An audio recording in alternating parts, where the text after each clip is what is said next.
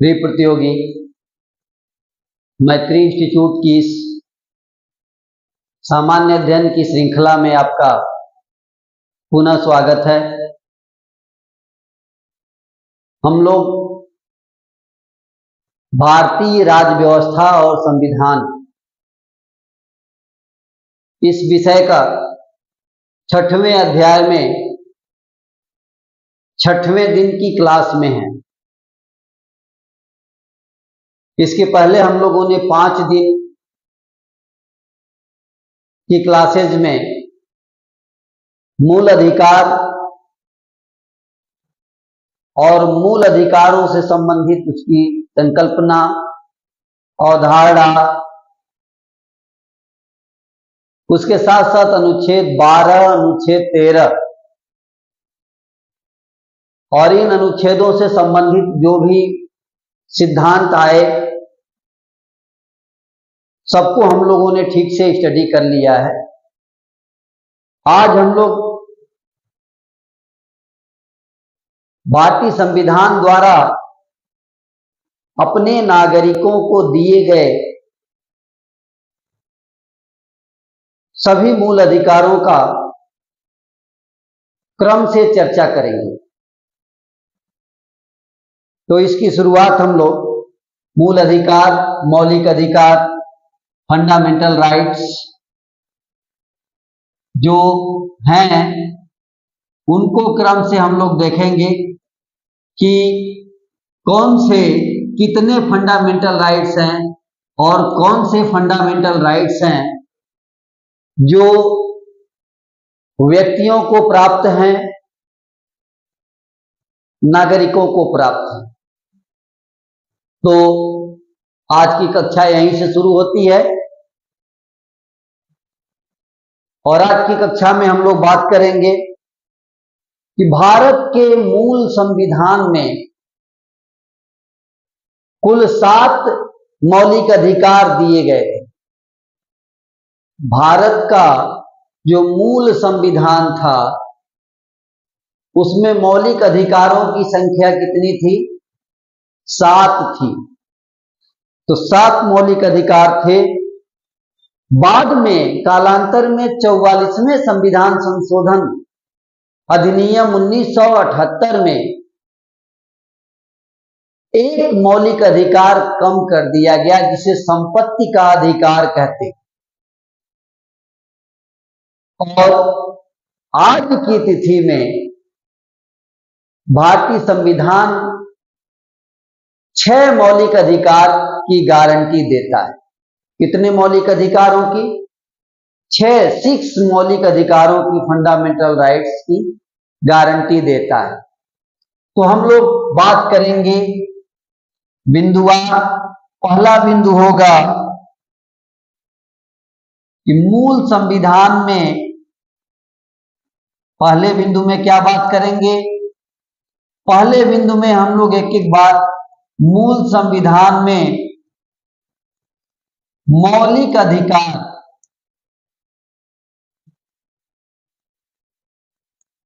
कितने थे? 7।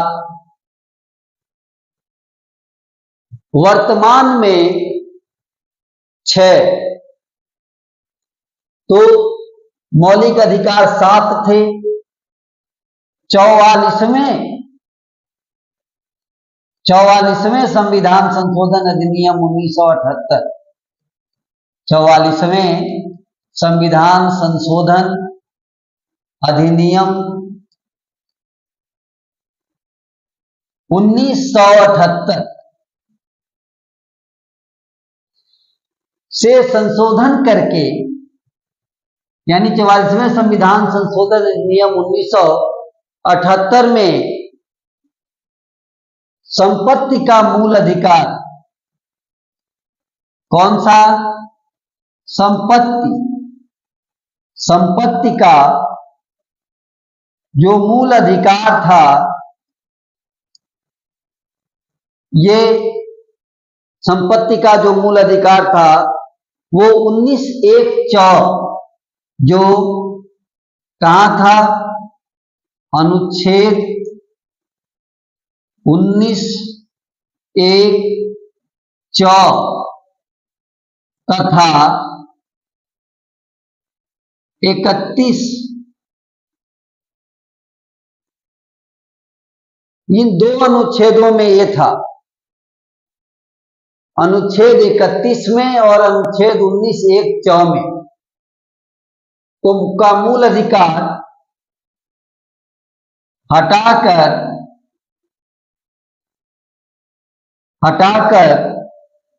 अनुच्छेद 300 क में विधिक अधिकार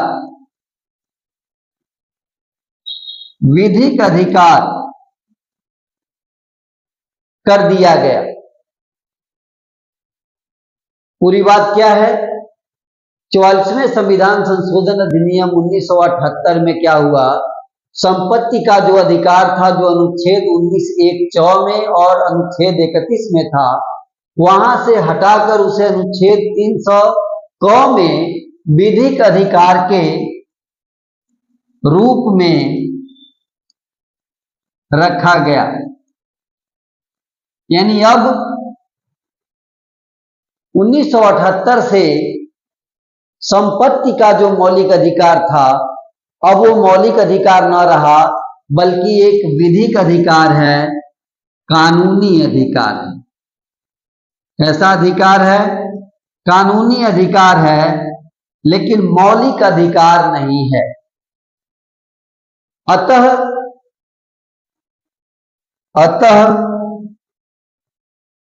वर्तमान में वर्तमान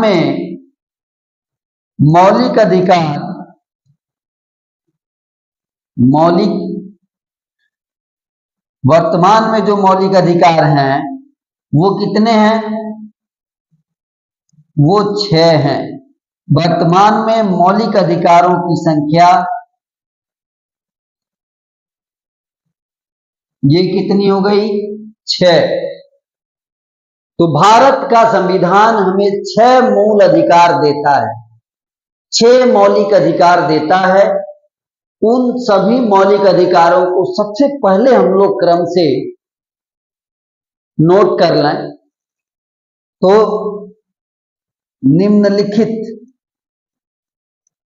निम्नलिखित मौलिक अधिकार कैसे मौलिक अधिकार? निम्नलिखित मौलिक अधिकार जो 6 हैं, इनको हम लोग देखेंगे क्रम से। पहला, समानता का अधिकार। पहला, समानता का अधिकार ये है अनुच्छेद 14 से लेकर 18 तक। तो अनुच्छेद 14 से 18 ये है समानता का अधिकार, समता का अधिकार।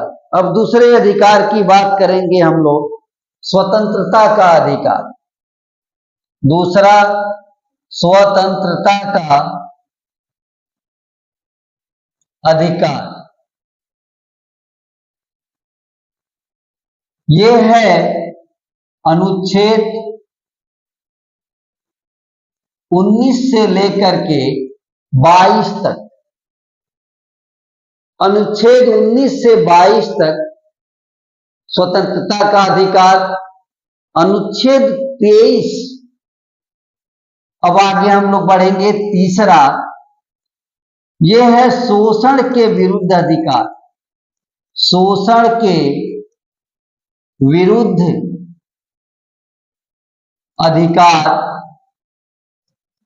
और यह है अनुच्छेद 23 और 24।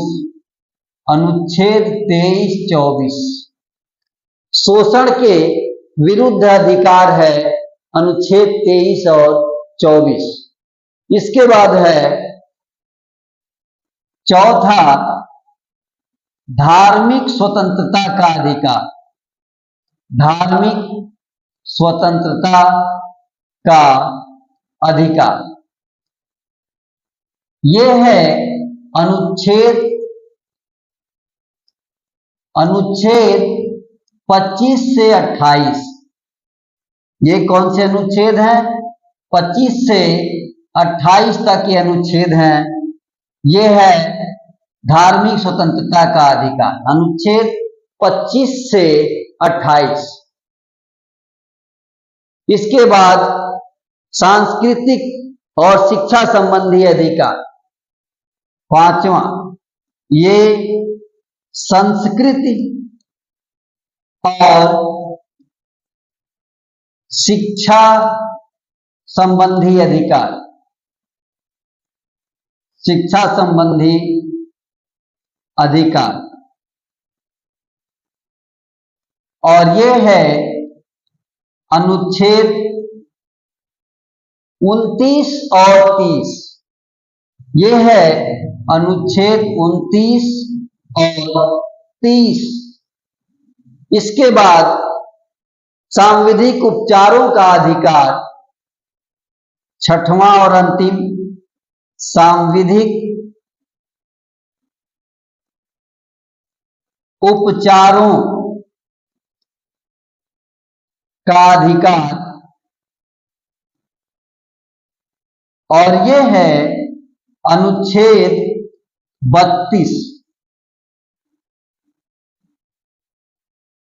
तो इस प्रकार भारतीय संविधान ने 6 मौलिक अधिकार दिए हुए हैं। कितने मौलिक अधिकार दिए हुए हैं? 6 मौलिक अधिकार दिए हैं, और 6 मौलिक अधिकार आपके सामने हैं। समानता या समता का अधिकार, अनुच्छेद 14 से 18। स्वतंत्रता का अधिकार, अनुच्छेद 19 से 22। शोषण के विरुद्ध अधिकार, अनुच्छेद 23 और 24। धार्मिक स्वतंत्रता का अधिकार, अनुच्छेद 25 से लेकर के 28।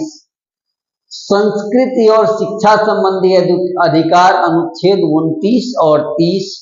और अंतिम शोषण के विरुद्ध अधिकार, अनुच्छेद 32। इस तरह से भारत के संविधान ने व्यक्तियों को और नागरिकों को ये 6 मौलिक अधिकार प्रदान किए हैं, और इन 6 मौलिक अधिकारों को हम आप एंटरटेन करते हैं। अब हम लोग बारी बारी 1 बाय 1 सभी मौलिक अधिकारों को पढ़ेंगे। तो शुरुआत कहां से होगी? शुरुआत होगी अनुच्छेद 14। पहला अनुच्छेद क्या होगा? अनुच्छेद 14। तो चलिए हम लोग अगले पेज से बात करते हैं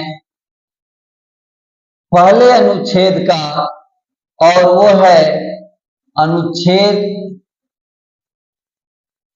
14 से 18। 14 से 18 की जो बात होती है, तो ये जो समता का अधिकार है, समता का या समानता का अधिकार, जिसे कहते हैं right to equality, right to equality, समता का अधिकार। तो अब हम लोग बारी बारी इन पर बात करेंगे, और पहला होगा अनुच्छेद 14। शुरुआत हम लोग करेंगे अनुच्छेद 14 से। क्या है अनुच्छेद 14? इस पर बात होगी। तो अनुच्छेद 14 से 18 बार बार ध्यान रखिएगा। अनुच्छेद 14 से 18 समता का अधिकार, भाग 3 12 से 35 में मौलिक अधिकारों की चर्चा है, जिसमें 14 से 18 समता का अधिकार है, और उस समता के अधिकार में अनुच्छेद 14 हम लोग देख रहे हैं। अनुच्छेद 14 के अंतर्गत इसके अंतर्गत या इसके तहत क्या है? इसके तहत है राज्य भारत के राज्य क्षेत्र में, राज्य भारत के राज्य क्षेत्र में, ये डबल नोटेड कॉमा में कर लेते हैं, राज्य क्षेत्र में किसी व्यक्ति को विधि के समक्ष, किसी व्यक्ति को विधि के समक्ष समता, ये दो बातें हैं, विधि के समक्ष समता से या विधियों के समान संरक्षण से, समता से या विधियों के समान संरक्षण से, समान संरक्षण से वंचित नहीं करेगा, वंचित नहीं करेगा। यह हुआ अनुच्छेद 14। अनुच्छेद 14 क्या कहता है कि राज्य, हम लोगों ने अनुच्छेद 12 में राज्य के बारे में पढ़ा है कि राज्य क्या है, प्राधिकारी कौन है। आप इस चीज को फिर से जरूर देखेंगे और जाने, राज्य जिसे हम लोग चाहे भारत सरकार कहें, राज्य की सरकार, तो राज्य भारत के राज्य क्षेत्र में किसी व्यक्ति को, ध्यान रहे यहां कि यहां जो एक शब्द है वो शब्द है व्यक्ति, किसी व्यक्ति को विधि के समक्ष समता से या विधियों के समान संरक्षण से वंचित नहीं करेगा। यानी राज्य को एक आदेश है संविधान में कि विधि के समक्ष समता और विधियों के समान संरक्षण से किसी व्यक्ति को वंचित नहीं करेगा। प्रिय प्रतियोगी, आप शब्दों पर जरूर ध्यान देंगे। यहां लिखा है व्यक्ति, व्यक्ति का मतलब ये है कि ये सभी व्यक्तियों की बात हो रही है, वो चाहे भारत का नागरिक हो या भारत का नागरिक ना हो, यानी नागरिक और गैर नागरिक दोनों की बात हो रही है, इसलिए यहां व्यक्ति कहा गया है। क्या कहा गया है? व्यक्ति कहा गया है, कुछ और नहीं, व्यक्ति की बात हो रही कि किसी भी व्यक्ति को। तो सबसे पहले आप यहां व्यक्ति समझेंगे, ये नागरिक और गैर नागरिक दोनों के लिए लागू होता है। तो दोनों ही विधि के समक्ष समान हैं और विधियों का उन्हें संरक्षण भी समान ढंग से प्राप्त होगा।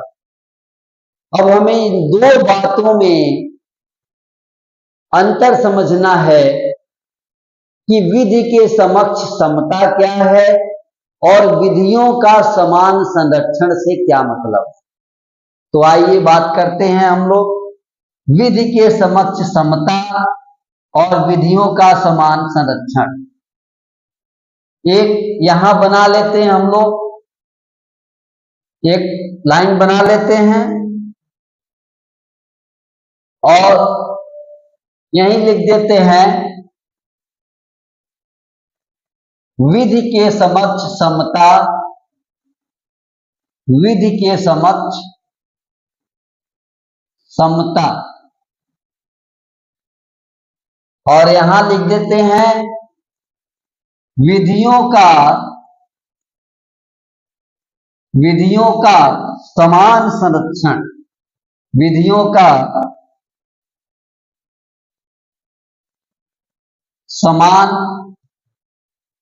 संरक्षण। इन दोनों में क्या अंतर है इसे जानना जरूरी है। इस अंतर को हम लोग जानेंगे वन बाय वन करके। सबसे पहली बात यह है कि विधि के समक्ष समता जो है ये ब्रिटेन के संविधान से लिया गया है। तो आप इसे कहेंगे ब्रिटिश मूल से,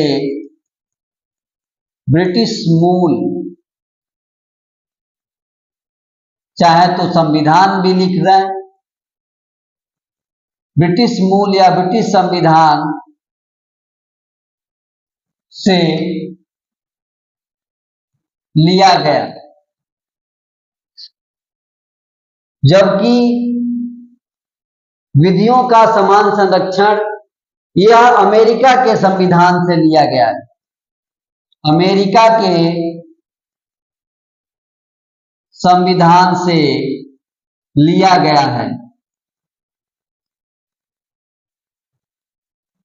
तो आपने देखा कि पहला अंतर इस अवधारणा के स्तर पर कि पहला ये ब्रिटिश मूल से या ब्रिटिश संविधान से लिया गया है, विधियों का समान संरक्षण यह अमेरिका के संविधान से लिया गया है। इसमें दूसरी बात है सभी एक समान, सभी एक समान। यहां पर यह कहा गया कि सबके सब, सबको एक समान, किसी भी व्यक्ति को विशेषाधिकार नहीं। यानी कि इसका मतलब हुआ कि किसी भी व्यक्ति को विशेषाधिकार नहीं है, विशेषाधिकार नहीं। यह जो है संकल्पना यहां है कि किसी को भी विशेषाधिकार नहीं, जबकि यहां इसमें है कि विधि के माध्यम से दिए अधिकारों में, यानी कि विधि के माध्यम से दिए अधिकारों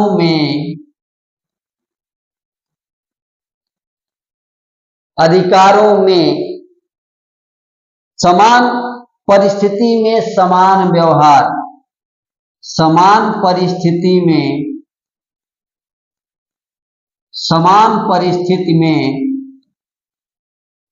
समान व्यवहार, इन दोनों में फर्क है। यानी यहां हर परिस्थिति में समान व्यवहार और यहां समान परिस्थिति में समान व्यवहार की बात की गई है। तीसरे में कानून या विधि के समक्ष, कानून या विधि के समक्ष, कानून या विधि के समक्ष सभी व्यक्तियों के साथ समान व्यवहार, सभी व्यक्तियों के साथ, सभी व्यक्तियों के साथ कैसा व्यवहार? समान व्यवहार, समान व्यवहार यहां कहते हैं। तो यहां क्या कहते हैं? यहां कहते हैं कि समान विधि के तहत सभी व्यक्तियों के लिए, यहां कहते हैं समान विधि के तहत सभी व्यक्तियों के लिए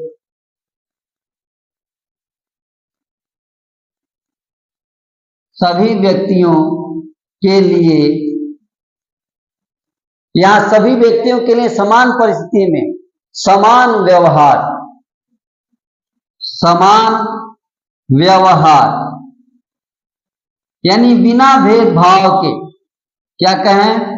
बिना भेदभाव, बिना भेदभाव के।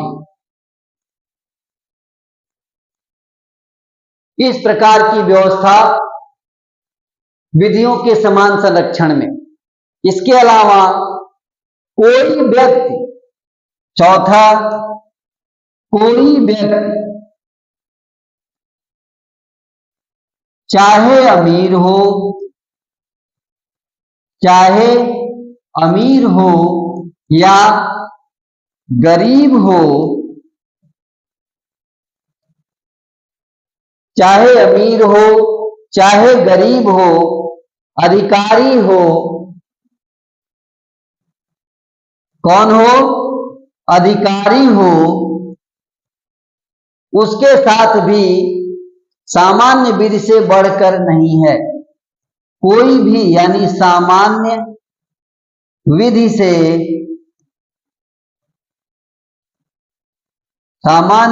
से बढ़कर नहीं है। आपने देखा कि यहां विधि सबसे बड़ा है, विधि के समक्ष सब समान है, जबकि यहां है समान के साथ समान व्यवहार। यहां समान के साथ समान व्यवहार, समान के साथ समान व्यवहार। इसीलिए इसे नकारात्मक अवधारणा कहा गया है, तो विधियों के समान संरक्षण को सकारात्मक अवधारणा कहा गया है। तो इसमें पांचवा, यह नकारात्मक अवधारणा है, यह नकारात्मक अवधारणा है, जबकि यह क्या है, सकारात्मक अवधारणा है। तो हमने देखा कि विधि के समक्ष समता और विधियों का समान संरक्षण, इन दोनों में क्या फर्क है।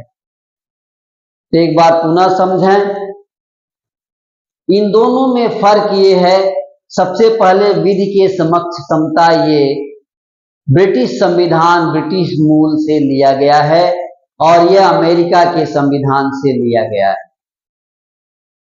दूसरा, यह कहता है कि सभी एक समान, किसी भी व्यक्ति को विशेषाधिकार नहीं है, जबकि यहां कहा गया है कि विधि के माध्यम से जो अधिकार होंगे उसमें समान परिस्थिति में समान व्यवहार है। अर्थात ये कहता है कि हम महिला पुरुष, छोटे बड़े सबके साथ समान व्यवहार करेंगे। ये कहता नहीं पुरुष को पुरुष के समान व्यवहार करेंगे, महिला को महिला के समान व्यवहार करेंगे, दिव्यांग को दिव्यांग के समान व्यवहार करेंगे। अर्थात ये विधियों के समक्ष संरक्षण प्रदान करता है। और ये कहता नहीं सबको समान व्यवहार है। तीसरे में कहता है कि कानून या विधि के समक्ष सभी व्यक्तियों के साथ समान व्यवहार होगा, जबकि यहां है कि समान विधि के समक्ष, यानी विधि समान है तो समान विधि के तहत सभी व्यक्तियों के लिए समान व्यवहार। यानी कोई विधि अगर महिला के लिए है तो सभी महिलाओं के साथ समान व्यवहार, जबकि ये कहता है कि पुरुष महिला दोनों के लिए समान व्यवहार।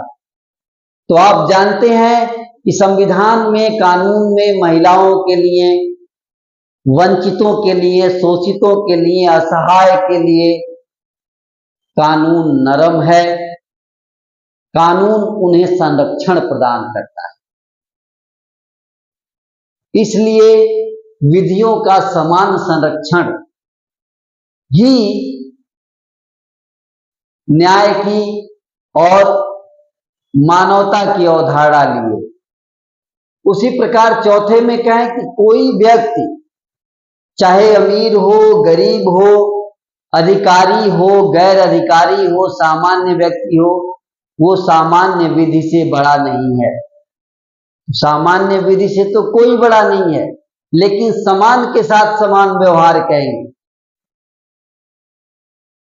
मतलब ये कि गरीब के साथ वही व्यवहार नहीं करेंगे जो अमीर के साथ करेंगे।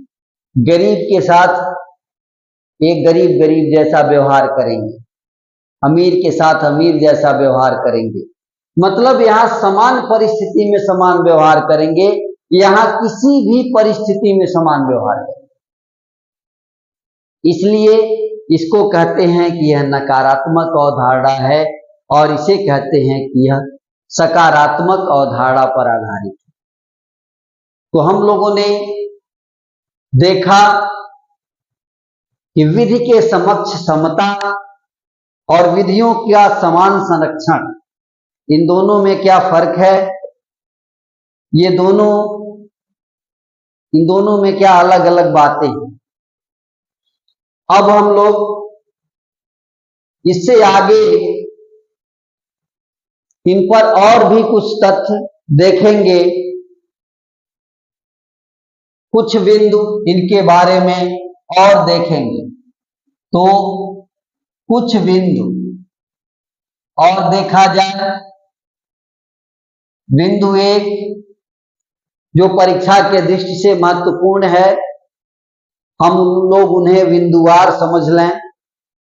तो ब्रिटिश न्यायविद डायसी ने विधि के समक्ष समता की अवधारणा दी थी।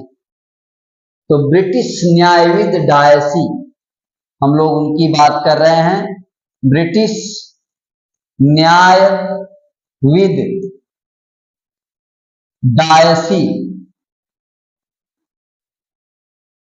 ब्रिटिश न्यायविद डायसी, इन्होंने विधि के समक्ष समता के अधिकार, यानी ने विधि के समक्ष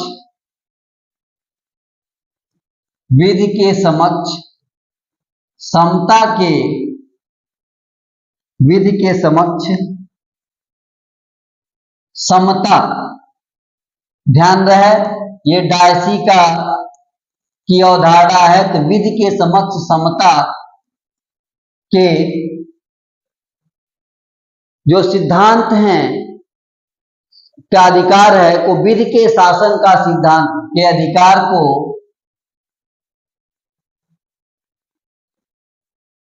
विधि के समक्ष समता के अधिकार को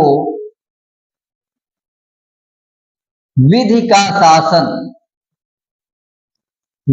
का शासन, ये बात, यानी इसे विधि का शासन के सिद्धांत का मूल तत्व कहा है, के सिद्धांत का मूल तत्व कहा है।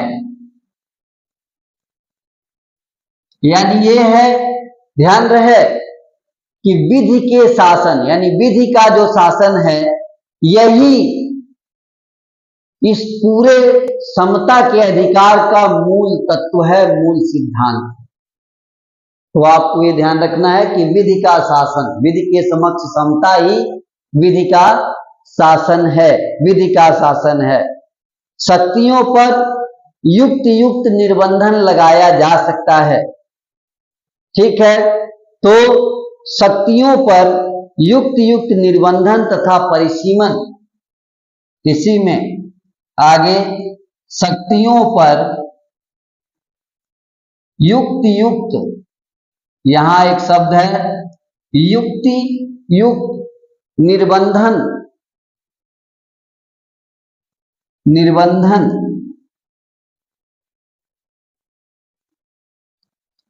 परिसीमन भी इसे कह सकते हैं, परिसीमन यानी तथा स्वतंत्रता एवं नागरिक अधिकार।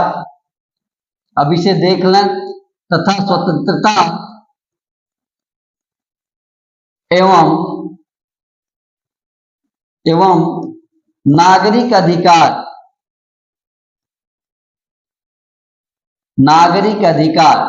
इस पर क्या किया जा सकता है, विधि के शासन के प्रमुख लक्षणों में शामिल हैं। यानी ये विधि के शासन के प्रमुख लक्षण हैं। अब पूरी बात आपके सामने आई। डायसी ने, ब्रिटिश न्यायविद डायसी का कहते हैं कि विधि के समक्ष समता, जिसे अभी भी आप पढ़े हैं अनुच्छेद 14, यही क्या है, विधि का शासन के सिद्धांत का मूल तत्व है। शक्तियों पर युक्त युक्त निर्बंधन या परिसीमन और स्वतंत्रता, दो चीजें ही विधि के शासन के प्रमुख लक्षण हैं। क्या दो चीजें? शक्तियों पर युक्त युक्त निर्बंधन, यानी जो शक्ति है, शक्ति किसके पास है? राज्य के पास। राज्य और शक्ति किसके पास? भारत की जनता के पास भी है, संविधान के माध्यम से। तो शक्तियों पर तार्किक युक्त युक्त निर्बंधन, यानी तार्किक उचित सीमा तक निर्बंधन या रोक, और उसके साथ साथ स्वतंत्रता, ये दोनों जो तत्व हैं, यही विधि के शासन के मूल तत्व हैं, मूल लक्षण हैं। तो इस कुछ बिंदु जो हम लोग बात कर रहे थे, उसमें आपने देखा सर्वोच्च न्यायालय ने भी अनुच्छेद 14 के तहत विधि के शासन को ही संविधान का मूल तत्व कहा है। तो इसे हम लोग अगले बिंदु में कहेंगे, सर्वोच्च न्यायालय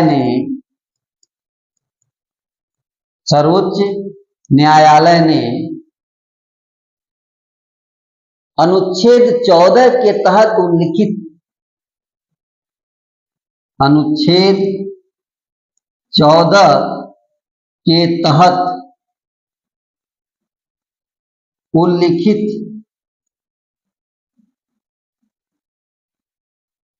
क्या विधि के समक्ष समता या विधि के शासन को ही लिखित, विधि के शासन को ही संविधान का मूल तत्व कहा है, कि संविधान का मूल तत्व माना है। संविधान का मूल तत्व क्या है? सर्वोच्च न्यायालय ने इसे माना है कि संविधान का जो मूल तत्व है वह है विधि के समक्ष समता, अनुच्छेद 14। और चूंकि ये संविधान का मूल तत्व है, इसीलिए इसको संविधान संशोधन से भी हटाया नहीं जा सकता। इसलिए इसको, यहां तक कि इसे संविधान संशोधन द्वारा भी समाप्त नहीं किया जा सकता। इसे संविधान संशोधन द्वारा, इसे संविधान संशोधन द्वारा समाप्त नहीं किया जा सकता, समाप्त नहीं किया जा सकता।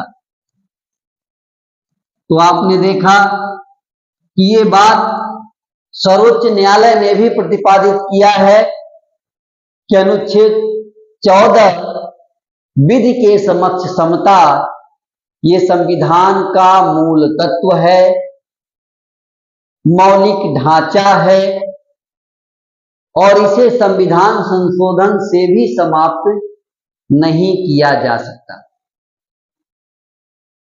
अर्थात अनुच्छेद 14 किस प्रकार महत्वपूर्ण है ये जान, इसी को समझाया है जॉन लॉक ने। तो हम लोग जॉन लॉक के बारे में देखेंगे अगले बिंदु में। एक विद्वान जॉन लॉक ने कहा है कि जहां कोई विधि नहीं है वहां कोई स्वाधीनता नहीं है। जॉन लॉक क्या कहते हैं? जहां कोई विधि नहीं जॉन लॉक, जहां कोई विधि नहीं है वहां कोई स्वाधीनता नहीं है, वहां कोई स्वाधीनता नहीं है। अर्थात आपने देखा कि ये कितना महत्वपूर्ण है। इसलिए स्वतंत्रता के अस्तित्व के लिए विधि का अस्तित्व आवश्यक है। इसलिए आगे कहते हैं कि स्वतंत्रता के अस्तित्व के लिए विधि का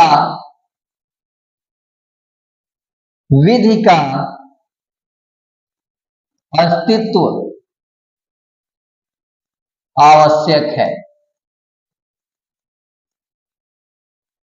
इस प्रकार इन्होंने माना है कि विधि ही स्वतंत्रता की रक्षा करती है। आगे कहते हैं कि विधि ही स्वतंत्रता की रक्षा करती है, स्वतंत्रता की रक्षा करती है। ये बात जॉन लॉक की। तो जॉन लॉक क्या कहते हैं? जॉन लॉक कहते हैं कि जहां कोई विधि नहीं है वहां कोई स्वाधीनता भी नहीं। मतलब ये, इसलिए स्वतंत्रता के अस्तित्व के लिए विधि का अस्तित्व जरूरी है। आगे कहते हैं कि विधि ही स्वतंत्रता की रक्षा करती है। यानी अगर विधि नहीं है, कानून नहीं है तो स्वाधीनता नहीं है, स्वतंत्रता नहीं है। अर्थात विधि के अभाव में स्वतंत्रता बेमानी है, अर्थहीन है, स्वतंत्रता है ही नहीं। तो हम लोगों ने अनुच्छेद 14 को समझा। अनुच्छेद 14 के अभी कुछ अपवाद भी हैं जिसे हम लोग अगली कक्षा में समझेंगे।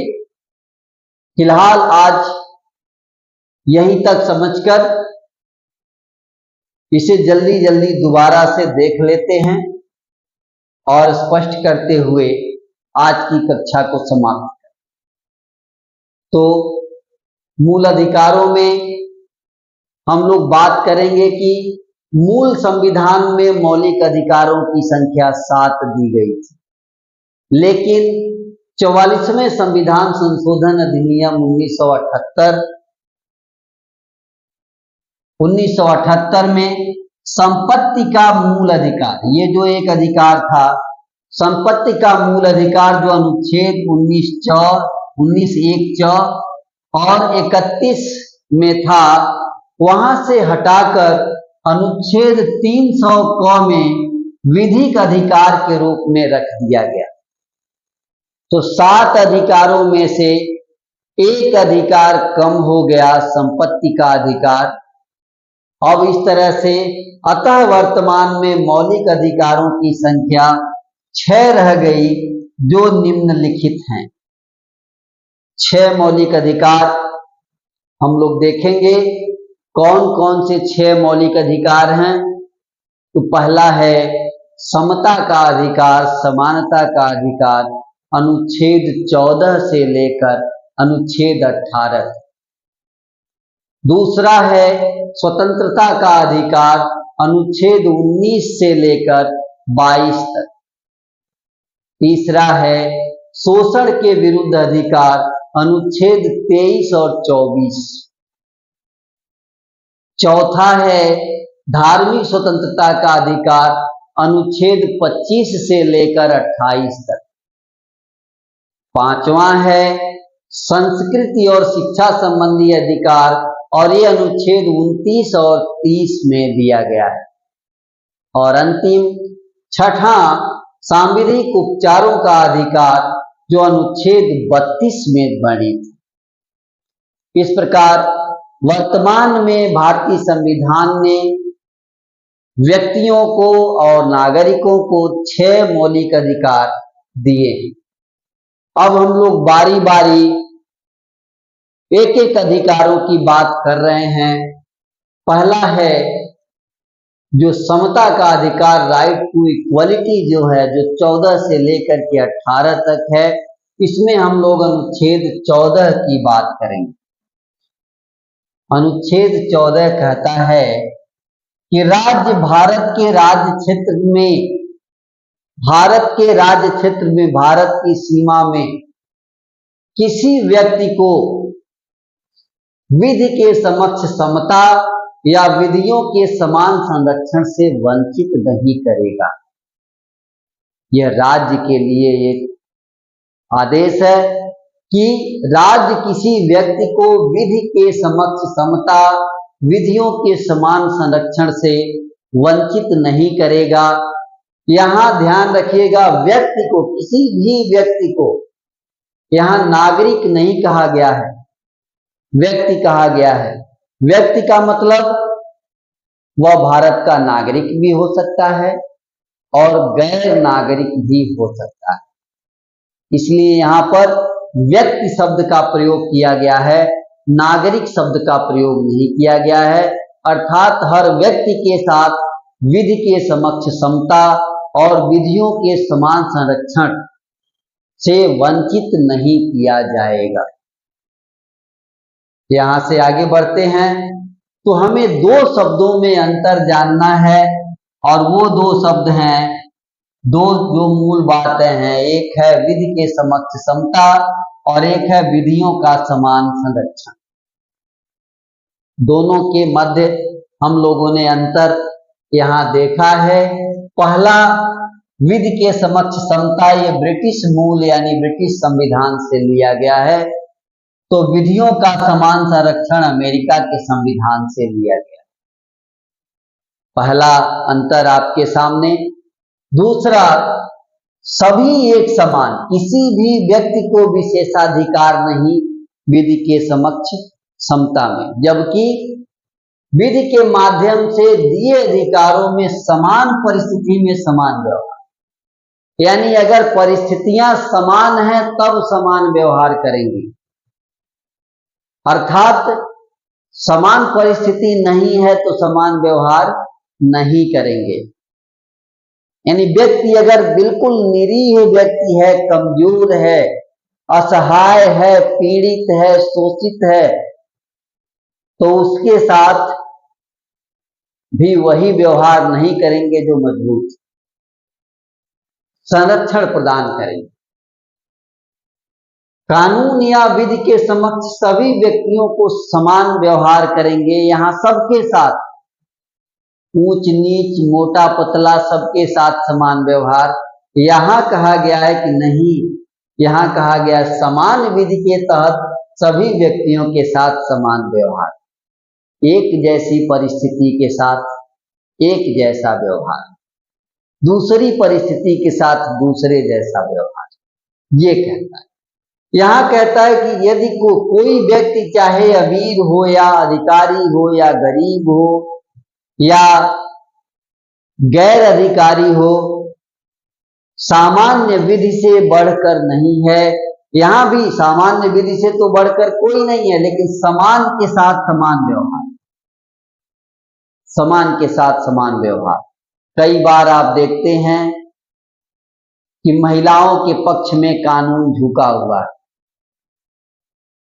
पुरुष के साथ वो व्यवहार नहीं जो महिला के साथ व्यवहार। क्यों? महिला को विधियों का समान संरक्षण प्राप्त। कई बार आप देखेंगे कि दलित, शोषित, वंचित वर्ग के लिए कानून में काफी नरम तरीके से रखा गया है। जैसे अनुसूचित जाति से संबंधित एक्ट है, जिसे हरिजन एक्ट लोकप्रिय भाषा में कहते हैं। तो यहां ऊपर से देखने पर लगता है कि दो तरह का व्यवहार है, लेकिन पीड़ित पक्ष, दलित, शोषित को उसके अनुसार ही समानता का व्यवहार किया गया है। इसलिए कानून उनके पक्ष में झुका हुआ दिखता है और विधियों के समान विधि के समक्ष समता का तो व्यवहार होता ही है, लेकिन विधि का जब संरक्षण प्राप्त होता है तो जब वो कह देता है कि हमारे साथ अत्याचार हुआ है, तो इसे आसानी से कार्यवाही को आगे बढ़ा दिया जाता है। तो विधि के समक्ष समता और विधियों का समान संरक्षण, अगर समान संरक्षण नहीं मिलेगा तो कमजोर अपनी बात कह नहीं पाएगा, अपनी बात रख नहीं सकता, इसलिए उसे संरक्षण की आवश्यकता है। ये अमेरिकी अवधारणा इसीलिए सकारात्मक है और ये ब्रिटिश अवधारणा इसीलिए नकारात्मक,